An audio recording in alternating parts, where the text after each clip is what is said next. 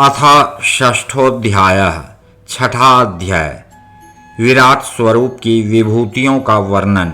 ब्रह्मा जी कहते हैं, उन्हीं विराट पुरुष के मुख से वाणी और उसके अधिष्ठात्री देवता अग्नि उत्पन्न हुए हैं। सातों छंद उनकी सात धातुओं से निकले हैं। मनुष्यों, पितरों और देवताओं के भोजन करने योग्य अमृतमय अन्न, सब प्रकार के रस, रसनेन्द्रिय और उसके अधिष्ठात्री देवता वरुण विराट पुरुष की जिह्वा से उत्पन्न हुए हैं। उनके नासा छिद्रों से प्राण, अपान, व्यान, उदान और समान, ये पांचों प्राण और वायु तथा घ्राणेन्द्रिय से अश्विनी कुमार, समस्त औषधियाँ एवं साधारण तथा विशेष गंध उत्पन्न हुए हैं। उनकी नेत्रेंद्रिय रूप और तेज की तथा नेत्र गोलक स्वर्ग और सूर्य की जन्म भूमि है। समस्त दिशाएं और पवित्र करने वाले तीर्थ कानों से तथा आकाश और शब्द श्रोत्रेंद्रिय से निकले हैं। उनका शरीर संसार की सभी वस्तुओं के सार भाग तथा सौंदर्य का खजाना है। सारे यज्ञ, स्पर्श और वायु उनकी त्वचा से निकले हैं। उनके रोम सभी उद्भिज्ज पदार्थों के जन्म स्थान हैं, अथवा केवल उन्हीं के जिनसे यज्ञ संपन्न होते हैं। उनके केश, दाढ़ी, मूछ और नखों से मेघ, बिजली, शिला एवं लोहा आदि धातुएं तथा भुजाओं से प्रायः संसार की रक्षा करने वाले लोकपाल प्रकट हुए हैं। उनका चलना फिरना भूः, भुवः, स्वः तीनों लोकों का आश्रय है। उनके चरण कमल प्राप्त की रक्षा करते हैं और भयों को भगा देते हैं तथा समस्त कामनाओं की पूर्ति उन्हीं से होती है। विराट पुरुष का लिंग जल, वीर्य, सृष्टि, मेघ और प्रजापति का आधार है तथा उनकी जननेन्द्रिय मैथुन जनित आनंद का उद्गम है। नारद जी, विराट पुरुष की पायु इंद्रिय यम, मित्र और मल त्याग का तथा गुदा द्वार हिंसा, निर्ऋति, मृत्यु और नरक का उत्पत्ति स्थान है। उनकी पीठ से पराजय, अधर्म और अज्ञान, नाड़ियों से नद नदी और हड्डियों से पर्वतों का निर्माण हुआ है। उनके उदर में मूल प्रकृति, रस नाम की धातु तथा समुद्र, समस्त प्राणी और उनकी मृत्यु समाई हुई है। उनका हृदय ही मन की जन्म भूमि है। नारद, हम तुम धर्म, सनकादि, शंकर, विज्ञान और अंतःकरण सब के सब उनके चित्त के आश्रित हैं। कहाँ तक गिनाएं?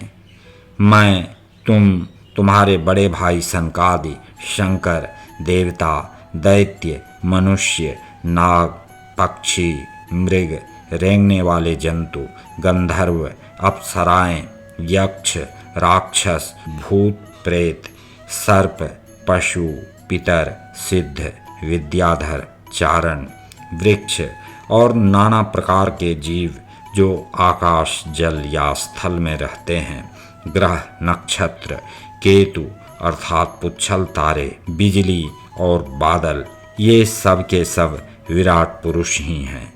यह संपूर्ण विश्व जो कुछ कभी था, है या होगा, सबको वह घेरे हुए है और उसके अंदर यह विश्व उसके केवल 10 अंगुल के परिमाण में ही स्थित है। जैसे सूर्य अपने मंडल को प्रकाशित करते हुए ही बाहर भी प्रकाश फैलाते हैं, वैसे ही पुराण पुरुष परमात्मा भी संपूर्ण विराट विग्रह को प्रकाशित करते हुए ही उसके बाहर भीतर सर्वत्र एक रस प्रकाशित हो रहा है। मुनिवर, जो कुछ मनुष्य की क्रिया और संकल्प से बनता है, उससे वह परे है और अमृत एवं अभय पद अर्थात मोक्ष का स्वामी है। यही कारण है कि कोई भी उसकी महिमा का पार नहीं पा सकता। संपूर्ण लोक भगवान के एक पाद मात्र अर्थात अंश मात्र हैं तथा उनके अंश मात्र लोकों में समस्त प्राणी निवास करते हैं।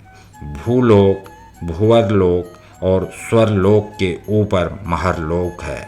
उसके भी ऊपर जन, तप और सत्य लोकों में क्रमशः अमृत, क्षेम एवं अभय का नित्य निवास है। जन, तप और सत्य, इन तीनों लोकों में ब्रह्मचारी, वानप्रस्थ एवं सन्यासी निवास करते हैं। दीर्घकालीन ब्रह्मचर्य से रहित गृहस्थ भूलोक, भूवरलोक और स्वर्लोक के भीतर ही निवास करते हैं। शास्त्रों में दो मार्ग बतलाए गए हैं। एक अविद्या रूप कर्म मार्ग जो सकाम पुरुषों के लिए है, और दूसरा उपासना रूप विद्या का मार्ग जो निष्काम उपासकों के लिए है। मनुष्य दोनों में से किसी एक का आश्रय लेकर भोग प्राप्त कराने वाले दक्षिण मार्ग से अथवा मोक्ष प्राप्त कराने वाले उत्तर मार्ग से यात्रा करता है, किंतु पुरुषोत्तम भगवान दोनों के आधारभूत हैं। जैसे सूर्य अपनी किरणों से सबको प्रकाशित करते हुए भी सबसे अलग हैं, वैसे ही जिन परमात्मा से इस अंड की और पंचभूत, एकादश इंद्रिय एवं गुणमय विराट की उत्पत्ति हुई है, वे प्रभु भी इन समस्त वस्तुओं के अंदर और उनके रूप में रहते हुए भी उनसे सर्वथा अतीत हैं। जिस समय इस विराट पुरुष के नाभि कमल से मेरा जन्म हुआ, उस समय इस पुरुष के अंगों के अतिरिक्त मुझे और कोई भी यज्ञ की सामग्री नहीं मिली।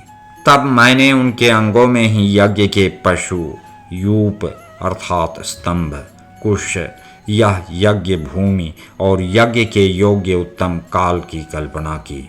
ऋषि श्रेष्ठ, यज्ञ के लिए आवश्यक पात्र आदि वस्तुएं, जौ, चावल आदि औषधियाँ, घृत आदि स्नेह पदार्थ, छह रस, लोहा, मिट्टी, जल, ऋक, यजुः, साम, चातुर्होत्र, यज्ञों के नाम, मंत्र, दक्षिणा, व्रत, देवताओं के नाम, पद्धति, ग्रंथ, संकल्प, तंत्र अर्थात अनुष्ठान की रीति, गति, मति, श्रद्धा, प्रायश्चित और समर्पण, यह समस्त यज्ञ सामग्री मैंने विराट पुरुष के अंगों से ही इकट्ठी की।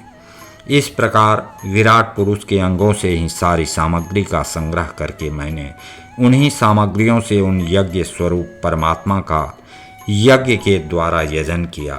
तदनंतर तुम्हारे बड़े भाई 9 प्रजापतियों ने अपने चित्त को पूर्ण समाहित करके विराट एवं अंतर्यामी रूप से स्थित उस पुरुष की आराधना की। इसके पश्चात समय समय पर मनु, ऋषि, पितर, देवता, दैत्य और मनुष्यों ने यज्ञों के द्वारा भगवान की आराधना की। नारद, यह संपूर्ण विश्व उन्हीं भगवान नारायण में स्थित है, जो स्वयं तो प्राकृत गुणों से रहित हैं, परंतु सृष्टि के प्रारंभ में माया के द्वारा बहुत से गुण ग्रहण कर लेते हैं। उन्हीं की प्रेरणा से मैं इस संसार की रचना करता हूँ। उन्हीं के अधीन होकर रुद्र इसका संहार करते हैं, और वे स्वयं ही विष्णु के रूप में इसका पालन करते हैं, क्योंकि उन्होंने सत्व, रज और तम की 3 शक्तियाँ स्वीकार कर रखी हैं। बेटा, जो कुछ तुमने पूछा था उसका उत्तर मैंने तुम्हें दे दिया। भाव या अभाव, कार्य या कारण के रूप में ऐसी कोई भी वस्तु नहीं है जो भगवान से भिन्न हो। प्यारे नारद, मैं प्रेम पूर्ण एवं उत्कंठित हृदय से भगवान के स्मरण में मग्न रहता हूँ। इसी से मेरी वाणी कभी असत्य होती नहीं दिखती, मेरा मन कभी असत्य संकल्प नहीं करता। प्यारे नारद, मैं प्रेम पूर्ण एवं उत्कंठित हृदय से भगवान के स्मरण में मग्न रहता हूँ। इसी से मेरी वाणी कभी असत्य होती नहीं दिखती, मेरा मन कभी असत्य संकल्प नहीं करता, और मेरी इंद्रियां भी कभी मर्यादा का उल्लंघन करके कुमार्ग में नहीं जाती। मैं वेद मूर्ति हूँ, मेरा जीवन तपस्यामय है। बड़े बड़े प्रजापति मेरी वंदना करते हैं और मैं उनका स्वामी हूँ। पहले मैंने बड़ी निष्ठा से योग का सर्वांग अनुष्ठान किया था, परंतु मैं अपने मूल कारण परमात्मा के स्वरूप को नहीं जान सका। क्योंकि वे तो एकमात्र भक्ति से ही प्राप्त होते हैं। मैं तो परम मंगलमय एवं शरण आए हुए भक्तों को जन्म मृत्यु से छुड़ाने वाले परम कल्याण स्वरूप भगवान के चरणों को ही नमस्कार करता हूँ। उनकी माया की शक्ति अपार है। जैसे आकाश अपने अंत को नहीं जानता, वैसे ही वे भी अपनी महिमा का विस्तार नहीं जानते। ऐसी स्थिति में दूसरे तो उसका पार पा ही कैसे सकते हैं। मैं, मेरे पुत्र, तुम लोग और शंकर जी भी उनके सत्य स्वरूप को नहीं जानते, तब दूसरे देवता तो उन्हें जान ही कैसे सकते हैं। हम सब इस प्रकार मोहित हो रहे हैं कि उनकी माया के द्वारा रचे हुए जगत को भी ठीक ठीक नहीं समझ सकते। अपनी अपनी बुद्धि के अनुसार ही अटकल लगाते हैं। हम लोग केवल जिनके अवतार की लीलाओं का गान ही करते रहते हैं, उनके तत्व को नहीं जानते। उन भगवान के श्री चरणों में मैं नमस्कार करता हूँ। वे अजन्मा एवं पुरुषोत्तम हैं। प्रत्येक कल्प में वे स्वयं अपने आप में अपने आप की ही सृष्टि करते हैं, रक्षा करते हैं और संहार कर लेते हैं। वे माया के लेश से रहित केवल ज्ञान स्वरूप हैं और अंतरात्मा के रूप में एक रस स्थित हैं। वे तीनों काल में सत्य एवं परिपूर्ण हैं, न उनका आदि है न अंत। वे तीनों गुणों से रहित सनातन एवं अद्वितीय हैं। नारद, महात्मा लोग जिस समय अपने अंतःकरण, इंद्रिय और शरीर को शांत कर लेते हैं, उस समय उनका साक्षात्कार करते हैं। हम लोग केवल जिनके अवतार की लीलाओं का गान ही करते रहते हैं, उनके तत्व को नहीं जानते। उन भगवान के श्री चरणों में मैं नमस्कार करता हूँ। वे अजन्मा एवं पुरुषोत्तम हैं। प्रत्येक कल्प में वे स्वयं अपने आप में अपने आप की ही सृष्टि करते हैं, रक्षा करते हैं और संहार कर लेते हैं। वे माया के लेश से रहित केवल ज्ञान स्वरूप हैं और अंतरात्मा के रूप में एक रस स्थित हैं। वे तीनों काल में सत्य एवं परिपूर्ण हैं, न उनका आदि है न अंत। वे तीनों गुणों से रहित सनातन एवं अद्वितीय हैं। नारद, महात्मा लोग जिस समय अपने अंतःकरण, इंद्रिय और शरीर को शांत कर लेते हैं, उस समय उनका साक्षात्कार करते हैं। परंतु जब असत पुरुषों के द्वारा कुतर्कों का जाल बिछाकर उनको ढक दिया जाता है, तब उनके दर्शन नहीं हो पाते।